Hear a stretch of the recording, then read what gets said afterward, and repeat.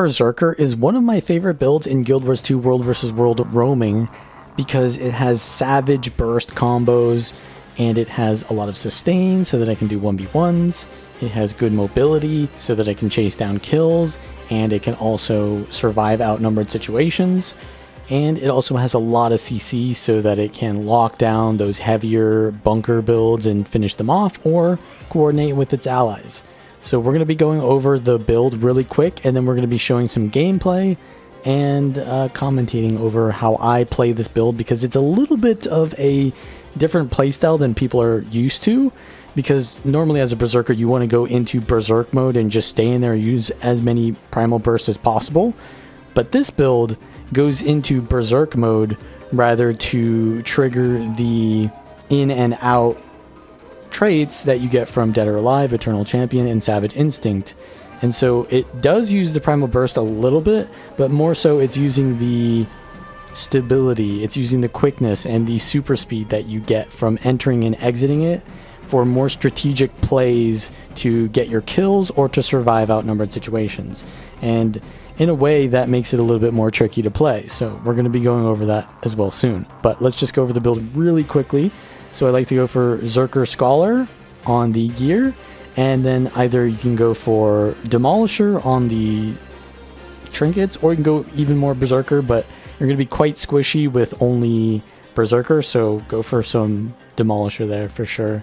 And then go for Hydromancy Celerity. This is like your burst weapon, so you want that quickness and you want the Hydromancy when you go in to do your big damage. And then Energy Cleansing on your staff, which is a minstrel statted staff, because you're using your staff mostly to kite and to buy time in between your big combos. Now I've got the Relic of the Hollowsmith.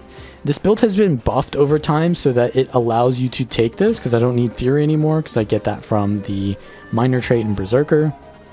So you can take this. This is really good because anything that does damage will give you adrenaline. And so this hits 6 times and it will give you adrenaline as a result. And adrenaline is still pretty important on this build, but also it will remove blind or aegis from your targets. So when you go in with your headbutt, which is the skill that will trigger this, you'll do the Hollowsmith Relic, which does a decent amount of power damage, and will, if the target or you are blinded or aegis, it allows you to land your big singular hits, because a lot of the burst damage is from like your Mace 4, which is 1 hit, and then your Axe F1, which is 1 hit. And if that gets blinded, then you lose a lot of damage. So it really helps to secure that your burst combos are going to happen, while also allowing you to get a little bit more adrenaline to keep them flowing as well. So you can go for maybe a Claw Relic or maybe Earth Relic if you wanted more sustain, but I like to go for the Hollowsmith because it gives me a little bit more reliability on the combos, which is what this entire build is built around. Now, the traits is normal discipline stuff that you're going to go on Warrior, but I go for the Axe trait because Burst Mastery, this is not a build based around burst skills that much, although it does use them some, but it's more so about the Axe Burst, and so the Axe trait is just going to give us even more damage and more adrenaline from hitting with the Axe. It'll also reduce the cooldown of your Axe skills. Then I go into Shield Master in defense. So you get the projectile reflect whenever you block. So we get reflect on the staff 5, the Aegis from the staff 3, and the Aegis from the Sundering Leap as well gives us tons of projectile reflect. And the Lesser Endure Pain, which we get from Headbutt, we can use that pretty much off cooldown. Yeah, there's no internal cooldown there, so whenever we use Headbutt, we get 2 seconds or 4 seconds of Endure Pain in World vs. World, and that is also nice because we want to be doing our burst damage after we land our Headbutt, so we can use that aggressively to stun enemies and land our burst combo, but we can also use it defensively if we're in trouble, and we can get Endure Pain from that. And then I go for Stalwart Strength.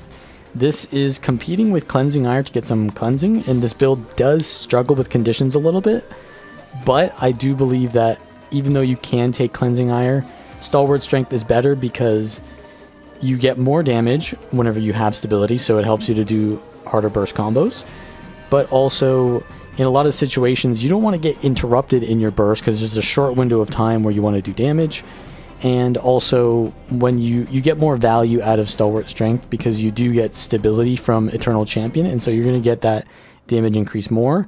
But also, whenever you CC an enemy, right, you get stability. So what you do a lot of times is you will use your Staff 4 to pull enemies in, and then you'll use your Headbutt, and you get the stability from the Staff 4, and that prevents you from getting stunned from your Headbutt.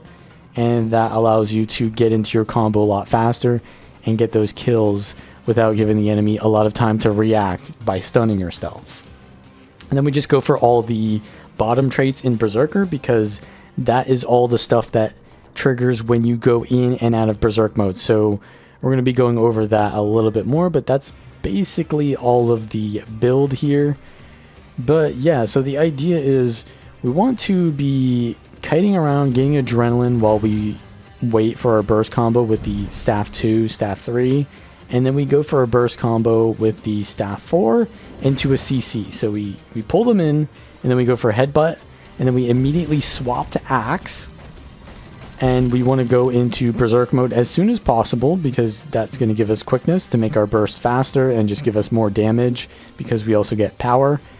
But there's a little bit of an option there, which we'll go over as well. But essentially the combo is you want to immediately use Cyclone Axe and then use your Crushing Blow. So you've got them headbutted right now, so they're stunned for 3 seconds. So you're going to use your Cyclone Axe, Crushing Blow, and this does more damage to targets that are disabled, and it will give you more might and vulnerability to that target. So that's going to scale up our burst combo if we use this early on in the combo. And then we want to use Tremor, which will knock them down again. So we stun lock them again, and Headbutt and Tremor are 3-second knockdowns. And then this recharges your Crushing Blow, so you can use that again. So you get basically 25 stacks of vulnerability on the target, and then you get a ton of might, and you just wail on the target afterwards with your Axe F1. But that's basically the combo. So the option here is if you go into Berserk mode, you're going to have the option to use the Decapitate. And this is not a bad skill to use, but it doesn't crit very often. And they have buffed the Axe Core F1 to have 50% extra crit, which is very powerful. So what you can do is you can use the Axe F1 while you're not in Berserk mode. And then what you can do is you can enter into Berserk mode halfway into the cast. And that means that you're going to get a crit, basically, because it's 100% crit with the... Because I have 50% crit and then another 50 from the passive there. And then you enter into Berserk mode halfway into the cast, which still gets you the Berserk mode, because you don't want to use your Axe F1 and then just to have no adrenaline to not go into Berserk mode, right? You want to do both. So you can get both if you cast Berserk mode halfway into the Eviscerate Leap. And of course, Eviscerate also has a longer, they've buffed the leap, right? So it's easier to land than Decapitate because Decapitate doesn't move you. So it's a little bit more of a tell, but it depends because this has a cooldown. So if you're going to go into Berserk mode and then you're going to use this, then it has a cooldown. But after that, you can use Decapitate and it doesn't have a cooldown. So all you need to do is get Adrenaline and you can just keep spamming that. But there's not too many situations where you can just keep spamming Decapitate on the target because that, I mean, they would just be dead if you could do that, right? So that's kind of like the idea there, is deciding whether you want to go for the Eviscerate or for the Decapitate, and the ordering of your Berserk mode can be influenced by other factors, like maybe I want to get stability so that I don't get interrupted, or maybe I'm getting bursted so I need to get the damage reduction from the Savage Instinct, or I just want to use it as soon as possible because I want the quickness to happen faster because I don't have too much CC. So there's definitely a lot of options there, and that's why I think the build is so fun for me, is because there's always new things for me to think about. But let's just show the combo again here. So we're going to be swapping our weapon very often to get our adrenaline up, and we want to make sure that our adrenaline is going to be guaranteed to use our F2, right? So in a lot of cases we want to land our Headbutt, we want to land our Sundering Leap, because those will also give us a lot of adrenaline. This can give you basically full adrenaline if it hits. And we also can get a lot of adrenaline from hitting our Axe Burst. So if we land if say we don't have enough adrenaline and we don't land Headbutt for whatever reason, we pull them and then they dodge the Headbutt and we don't have adrenaline, we can still go in with our Axe 2 and that can give us a lot of adrenaline, and just use the 4 and then 5, and then eventually you can still get adrenaline to land your burst combo into the Berserk mode. But let's just look at the ideal situation, right? So we're gonna get Unblockable. Unblockable is really nice from the 3 skill, and then we're gonna pull, then we're gonna Headbutt, then we're gonna use the 2, 4, 5, 4, F1 into F2, and then we're going to use our Axe 2 again when possible, and then you just try to stay on the target and use your decapitates, and if they're not dead by now, then you're probably going to have to kite, or if they're down, then you can get a lot of value off of the decapitate because you can easily cleave them to get that cleave from the decapitate. But generally you're going to finish your combo and then you're going to swap back to staff, kite, and then look for another opening to do your combo. You've got a 25-second cooldown on Snap Pull, but you can also set up your combo with Bull's Charge, and you can also set up your combo by landing your Tremor from range. So you can do something like this. So maybe you have not full adrenaline, but you could do something like a range Tremor. You knock them down, and then use Eviscerate to Gap Closer. So those are kind of like the different combos that you can do. But mostly, the idea is deciding when you want to go into Berserk mode and when you want to exit Berserk mode. Because when you exit Berserk mode, you're going to lose a lot of your ability to do damage. And you're also going to gain a little bit more extra ability to survive. So maybe you can push through a little bit more damage, but you'll do less damage. So in situations where you're trading or like in a 1v1, it's not so much that you're sitting there and just spamming out your F1s as much as possible like most Berserker builds. You're kind of doing these burst combos where you decide, okay, I want to go into F2 now, and I'm going to do my combo, and then, oh, they're going to retaliate now, so I want to do my last F1, and then I'm going to leave, and now I've got the Savage Instinct during their big attack.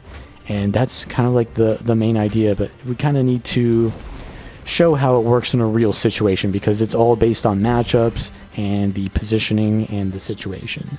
So here's the very basics of playing this build, is understanding enemy cooldowns and when you can go for the burst combo. And I apologize if some of these scenes are a little bit low bitrate because some of them are taken from stream footage. But essentially, I see that this is a fresh air catalyst, and so maybe they don't have the most stability. They immediately go for, you can see they use their stability right there as I landed my headbutt. So generally catalysts have armor of earth, right? So they just use that. And so I want to just stall out because most of my burst damage comes from landing CC, right? I have my Bull's Charge, I have my headbutt, and then I have my Tremor. So I want to just wait until they run out of stability. So I'm just surviving through their burst damage here, sustaining with my staff, and not really doing too much. I went into Berserk mode there just to mitigate damage. I land my staff 4 as soon as their stability runs out, and you can see it's pretty much over for them if they don't have a stun break. I land my Bull's Charge, and they blink away, but the Elementalist blink does not have a stun breaker tied to it, so I can actually land my Tremor from range and then do my Axe Burst. And that is pretty much the entire build right there. You just want to bait out cooldowns, land your CC combo, and then do your Axe Burst, and you'll get kills. Alright, now here's another situation that's going to show how I go in and out of the Berserk mode kind of more strategically than just go in when you can and go out when you run out. So here's a Power Herald build. I tank a lot of their opening bursts, so I'm not in a good spot. But when I leave Berserk mode can be really important here to mitigate some damage. They go in defensive mode and I actually leave Berserk mode and now I don't have the mitigation. So I am in not the best positioning. I dodge their CC, land my headbutt, and now I can do my burst. And they're running away, so I want to land my Axe F1, but it misses. I do land my Sundering Leap though, which gives me a lot of my adrenaline back. And now they roll away, and right there I did the F1 into F2 combo. And this is really important because I'm going to get the kill with my F1, but if I use the F1 and I lose all my adrenaline, then I can't get stability from entering in Berserk mode. So I use the F2 right before the F1 lands, and now I have stability. I can stomp the target, leave F2 as well, and now I got the stability stomp, and they can't prevent that res from, or that stomp from happening, because they would have CC'd me, right? And now they've got a ranger shooting me. I'm going to projectile reflect that. And I can go back in because I've got my burst combo ready. Staff 4. Don't hit the headbutt, but right there, that was just that was an insanely clean combo. So let's look at that again. Actually, what did I even do there? So I landed my F1 in Berserk, which is a immobilize. And then I swap to Axe, which is a Hydromancy Sigil trigger. And then I do Axe 2, which is the fastest Axe skill that you can use. I turn around, so I get behind them and turn around and use the Mace 4, and that just one-shots them. And now I can just use the F2 and stomp. And I use the F2 as well during that combo to get some extra quickness on my skills. But yeah, you can see the quickness of the combos is pretty important, but also you need to figure out a way to finish off the downs when you get the kill. Otherwise, you're not going to be able to cleave it because you don't have the sustain to do that, right? You've used all your damage. So here's a situation where I am at the ruins. I see there's a Deadeye, and playing around a Deadeye with this build isn't the worst because I have projectile reflect, but now a catalyst shows up, and I have to think now, what is my win condition? You always have to think about your win condition if you want to win, that is. And chasing a Deadeye is going to be difficult because they have a lot of mobility, a lot of stealth. It's just annoying in general to chase them. So I could go for a Catalyst, but Catalysts are usually pretty tanky, right? And so I don't really have a good option here, or an easy option to go for, because, you know, Catalysts are tanky and Thieves are really hard to chase. But what I want to do is I want to separate them potentially, because I can potentially 1v1 the Ellie while not attacking the Thief, or not allowing the Thief to attack me. And so I can use these pillars to line of sight while trying to fight the Ellie. And so I go for my burst combo on the Ellie, and then I see that the Thief is a little bit overextending because he's playing really aggressively because he sees I'm on the Ellie. So I go for a little bit of a bull's charge on him, but now I'm getting interrupted in my heal skill. I kite to terrain again. And now I'm going to go back on the Ellie and just restarting these combos whenever they're up, and line of sighting when they're not up, and so that the enemy can't fight me. And then when I can fight them with my combos, then I'll allow them to attack me. But otherwise, I'm just kiting. I go for the Thief again just to pressure him, but I don't really have my combo up. Deadeyes are very skittish, so if you just walk at them, they'll usually just back off. So we go for the headbutt combo into the Mace 4, and we hit him with a big old decapitate there. So we actually get the Ellie down, and I use the Aegis there to reflect the projectiles, and the Thief is already backing off because he sees that his ally is dead. He doesn't have his advantage anymore, but he's going to go back in stealth and try to annoy me with some immobilize spam. Actually, the Ellie is doing that. I missed my bull's charge on the Thief. I tried to bait them, and a blue team member is now here. So there's a kind of a three-way going on, but I want to kind of go for this Deadeye, and I'm going to be willing to collude with the blue member there. So I just landed my F1 there. You see I got my Axe F1 landed because I have on my bar, you can see the 4... that is the adrenal health. So you got to hit something to get that. So that means that I hit the Axe Burst. So the Deadeye could be potentially low. They might have used their heal skill there, and I really want to get the kill on them because after landing my Axe F1, I didn't see how much damage it did, but I know it does a lot of damage. And so I'm thinking that he maybe was at half health after using his heal skill. And so if I land something right now, I think I can get the kill. So I'm going to go for a Tremor, which is like a range CC that can land without a target, and just kind of figure out where the Thief is. And I get stability, so I know that I hit the Thief again because I get stability. Whenever I CC an enemy, I get stability, right?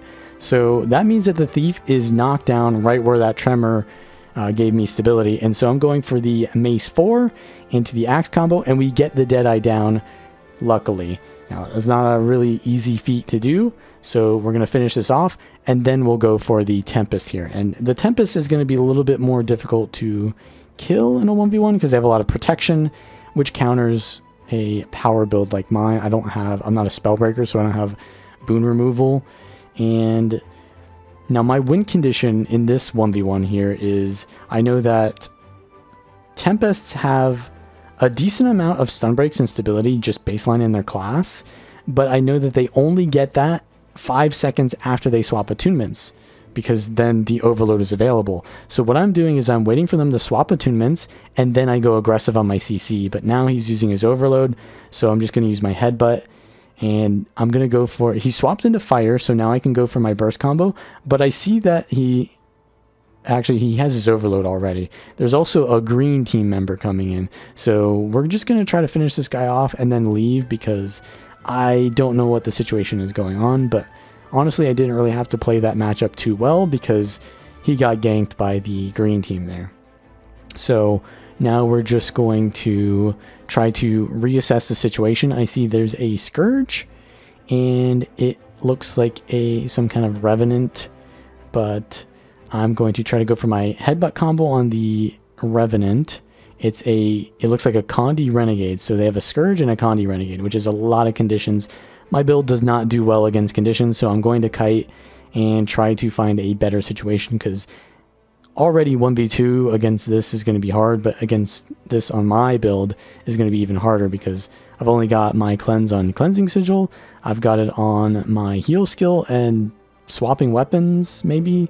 That's pretty much it. So I get my weapon swap there at the last second, luckily, because I had like 17 torment on me. I have no idea how they're getting that much torment, but they both give torment because they're Renegade and a Scourge. But yeah, try to go for my combo here again, but he has his stun break again, and I'm not able to really... I'm just kind of looking for those openings. I'm not full engaging, because if I full engage, I'm going to die. The only time I can engage is if I can do my burst combo while I'm using my F1, or my F2 rather, to go in and out of Berserk mode. But the thing is, that's not really that good against them either, because they can just corrupt that. So I'm just trying to dodge that, get my 4 on staff to pull them. They probably have a stun break here. They dodge my headbutt, unfortunately, and they just use a ton of their just stuff on the ground. I cleanse 18 torment, and I'm not really able to fight this, I realize, because yeah, there's just way too much condition pressure. But the thing is, you don't have to fight them. They're all playing these very like bunker squishy, not squishy build, but bunker like condition builds, and I'm playing a build that doesn't do so well but has more mobility than them. So yeah, I'm not really forced to fight this. Actually, they just swapped to a power build, you can see, because they just used the Shiro thing on me. Yeah, that's a Herald now.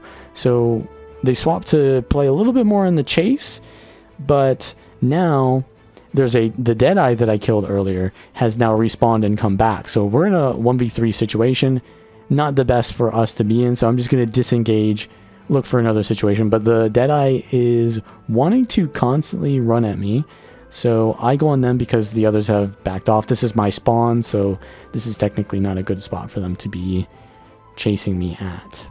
So after a while of the Deadeye just running around and going out of combat, I eventually land a nice headbutt. They have 1 stun break. I know that they have Shadow Step and Mercy, so they might have 2 or 3 stun breaks.